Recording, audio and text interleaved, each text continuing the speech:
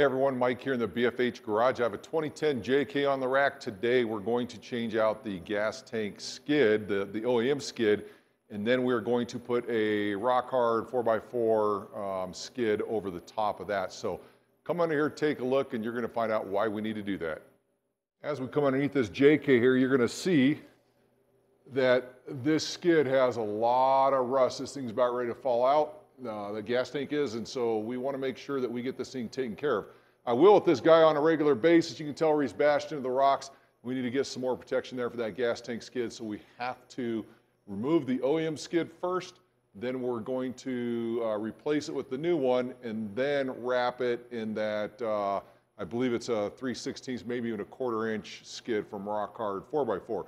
The downside is I can't do this on the rack. I'm doing this just to show you what we're looking at, what we're dealing with, but we're gonna have to do this on the ground because I can't hold the gas tank and the skid all at the same time and get all that stuff out of there. So it's gonna be a little bit of a challenge. The other part of this that really sucks right now is that we're coming out of a deep freeze, sub-zero temperatures, and with all the snow packed underneath this Jeep, we're getting dripped on left and right. So it's gonna be a messy, wet job, but we're still gonna get it done. Here's the OEM replacement skid tank. As you can see, that's in great shape right there. That'll go on first. Then we're coming over to this rock hard 4x4 gas tank skid cover. This is 3/16 steel. It wraps around the OEM tank and it'll provide that protection when we're in the rocks. Again, my biggest challenge is going to be getting that gas tank down, getting that new skid on, getting it back up first of all. So if you're gonna do this job, make sure you have as little gas in your gas tank as possible so it's not awkward and heavy to move around. And then we're gonna have to fight it and wiggle it, you'll see. So even though we have to do this on the ground, while I have it up in the air and I've already showed you everything, I'm gonna go ahead and loosen the bolts because that'll make it way easier for me in the long run here. You got 18mm bolts in here, so you wanna count for those.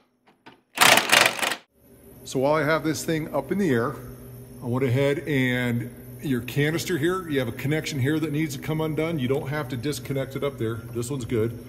You're gonna have to disconnect your fuel fill from here. You can loosen these.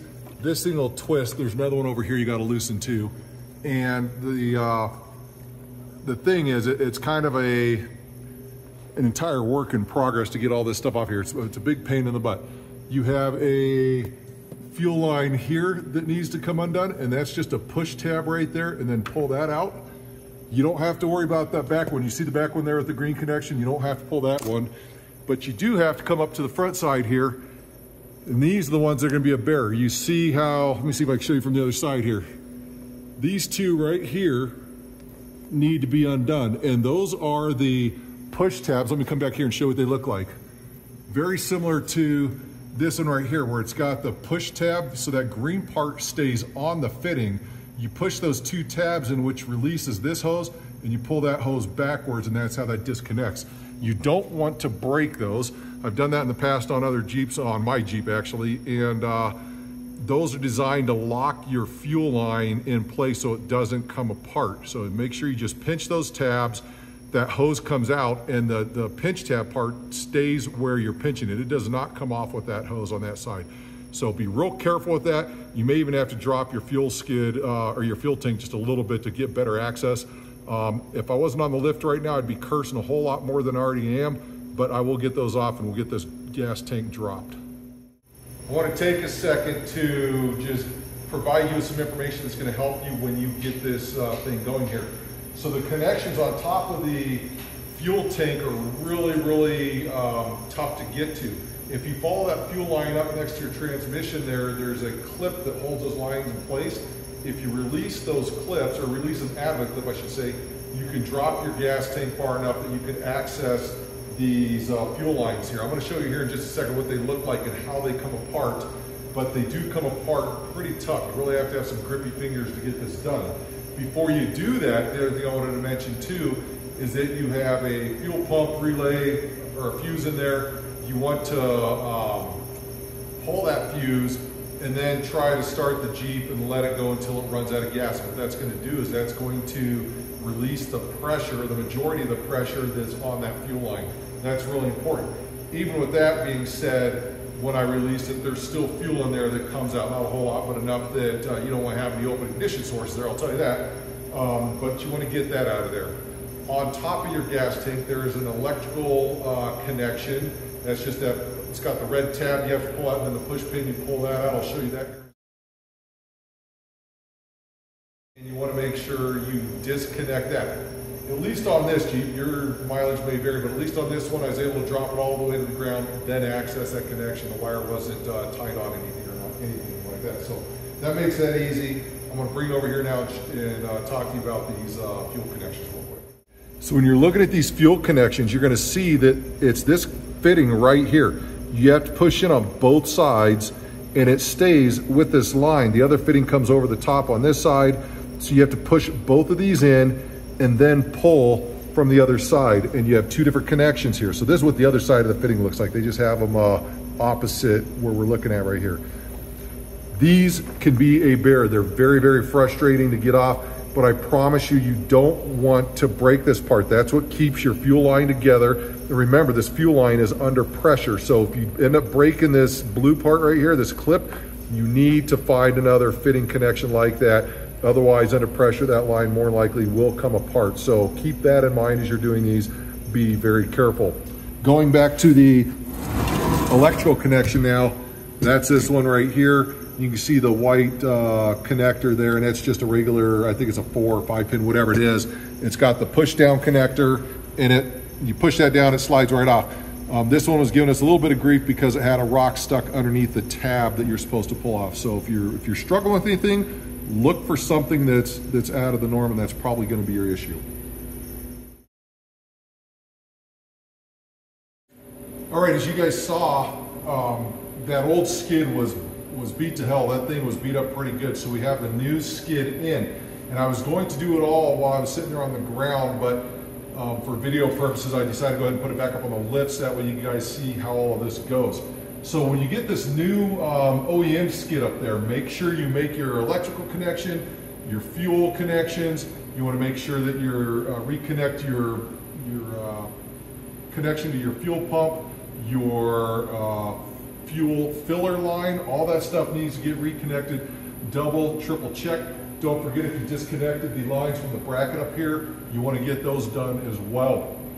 Now, this skid, being that it was new, needed a form fit a little bit. So this side bolt right here, we had to kind of push it over a little bit to get it to match up right. So I got that on there, got it tightened up. Now I'm only going to take out the bolts I need to put the new skid on. So I'm going to tighten everything else up, undo the bolts only needed for the new skid, get that back up there, and then hopefully that keeps that skid in place. All the bolt holes line right back up, and we get that put up in there. One of the things about this this skid plate is over here on this side, they have a spot that you need to drill a hole so you can run a bolt back there that helps secure it to it. So you got to pull the rear tire off to get to that. I'll show you how to do that when we get to that. And I know this should probably go without saying, but when you do this, make sure that you are very aware of where your drill bit's going. You don't want it to go through and into your fuel tank. The nice thing is there's a lip out that you have to drill through, and then there's another steel piece on the backside. So it's not like you're going to easily get into your tank, but you still need to be careful nonetheless. So I'm going to double, triple check everything. Then we're going to start working on getting the rock hard skid in place. We'll get in there loose first, then we'll start tightening everything up, make sure everything goes where it's supposed to go. We finally got the skid plate on, and I'm telling you, you got to do it on the ground. These locks right here get in the way, or these dogs get in the way of trying to put it on. So get on the ground, plus it gives you the opportunity to move things around. Get all of your bolt holes lined up before you tighten any one of them. You got to move some things around. In this case here, his OEM transfer case skid was bent, so holes wouldn't align, so I had to put that in the press and move that around so we could get that to work. Now we're moving on to the drilling the hole part on the skid. So if you look right back here, you're going to see this little bitty hole right here. So it's metal you got to go through, and there's another metal backing back there, but you got to be really careful not to go through that second one, otherwise you end up into your gas tank. So put a little punch mark right here, drill through just till you get through that first piece of sheet metal, Then we'll put the bolt and nut there, and that'll help secure it. That does it for this skid install here. It's a fairly straightforward process, but I promise you, if you've wheeled before, you had a bent skid or things are out of place, it's going to be a pain in the butt to get this thing done. Now on this one here too, don't forget, we put in a new OEM gas tank skid plate, and then we put that rock hard plate over the top of that. So that's the reason that took so long to get that done.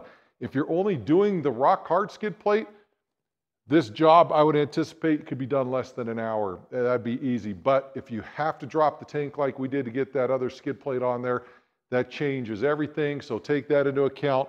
But if you're just going to go with the rock hard skid, then it should go by pretty quickly.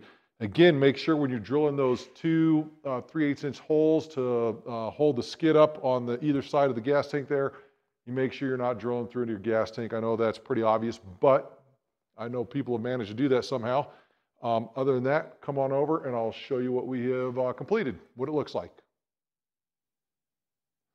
Looking from the passenger side rear, there's that bolt we had to drill a hole for to help hold up the skid plate. One thing you want to do on both sides is take a clamp, make sure that you're clamping down on that and that skid plate is up as high as it can be before you drill. The rest of that, you have a tie-in right here to that frame rail nutsert there. Then you have the two bolts up here that go to the cross member. They provide these nice little ramp things. Actually not a bad idea because those will keep your bolt heads from getting either sheared off or damaged or whatever, and to help you slide over some rocks. Now when you come underneath here, this is what you're looking at. That's what's protecting that entire gas tank all right through there. It goes all the way up to that other cross member. You see that we installed a Evo engine skid and all that other stuff anyway. So that's what you got. Easy money. We're out of here.